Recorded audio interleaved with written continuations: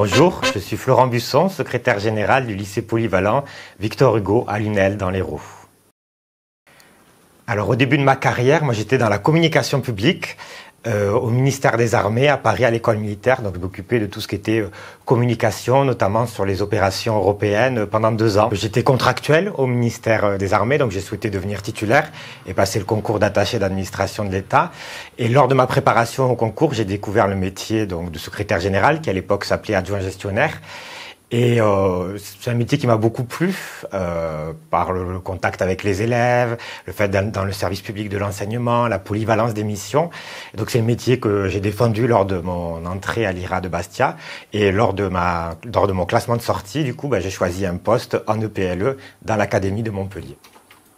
Après, il est aussi possible de passer le concours interne pour les personnels qui sont déjà dans l'éducation nationale. Il y a la possibilité d'ailleurs de faire faisant fonction de secrétaire général qui permet de découvrir le métier avant de passer éventuellement le concours interne d'attaché. Éventuellement la voie du détachement pour des personnels qui viendraient d'autres ministères. Pas de journée type en tant que secrétaire général de PLE, donc on peut pas s'ennuyer parce que c'est vrai que suivant les jours, on va être sur des sujets qui sont très variés. Alors, il y a évidemment le côté historique un peu sur la gestion comptable et financière qui est relativement vu, mais il y a aussi tout l'aspect management, vu qu'on gère les agents de la collectivité sur la restauration, l'entretien, l'accueil, l'hébergement, plus une partie du personnel administratif. La sécurité, qui a un gros volet avec plusieurs risques, qu'ils soient naturels, incendies, chimiques, etc. La partie liée au numérique aussi, qui prend de plus en plus de place, aider les professeurs dans leurs projets. On va être aussi en lien avec les élèves dans certaines instances, parce qu'en tant qu'adjoint chef d'établissement, on siège au conseil d'administration, au conseil de discipline, etc.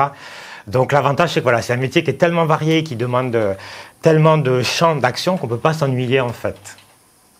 Quand on arrive dans le métier, on ne peut pas tout connaître, on ne peut pas être un expert de tous les champs de compétences et ça s'apprend. Et puis il y a des dispositifs mis en place par le rectorat, comme le fait d'avoir un tuteur métier au début, la première année de nomination. Voilà, il y a la mission académique de l'encadrement qui permet aussi, plutôt en milieu de carrière, de pouvoir avoir un accompagnement sur son évolution professionnelle.